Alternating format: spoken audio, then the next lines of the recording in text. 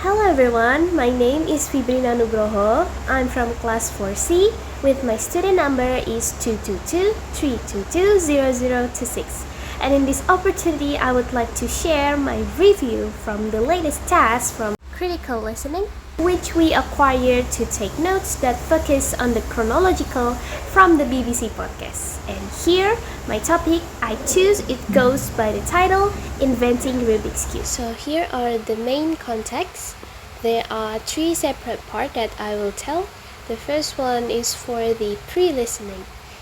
There are some points that I highlighted, which I will back then sure I will get this information when I already listened to the podcast, which is related to these difficult words. There's inventing the Rubik's Cube, solving the Rubik's Cube, and also I thinking about the patterns of the Rubik's Cube itself. Next, we move on to for the chronological note after I listened to the podcast. Here are the main information that we could get. So, back then in 1970s, the opportunity for business was limited. One of it was limited in the toys.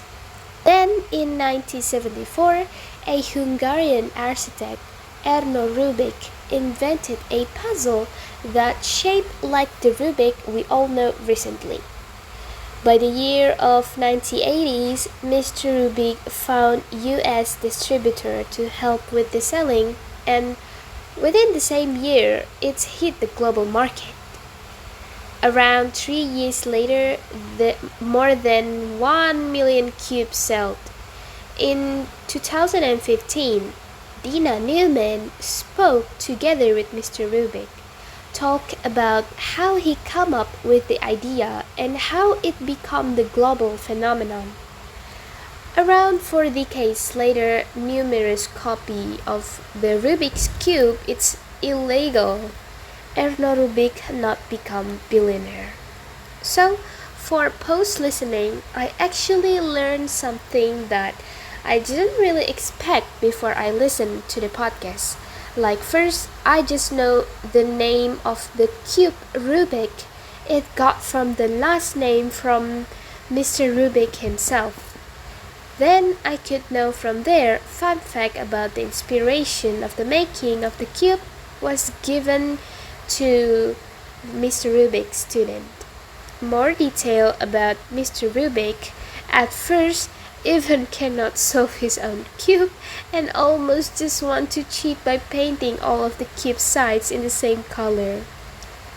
But the most precious of all the journey of Mr. Rubik was the mindset of Mr. Rubik. As in the end, he taught and tell us that he's not gonna lose. He is fortunate. As he said, you need to believe what you're doing and you'll be lucky. I'm sure by his word it could be our motivation to keep going along our journey.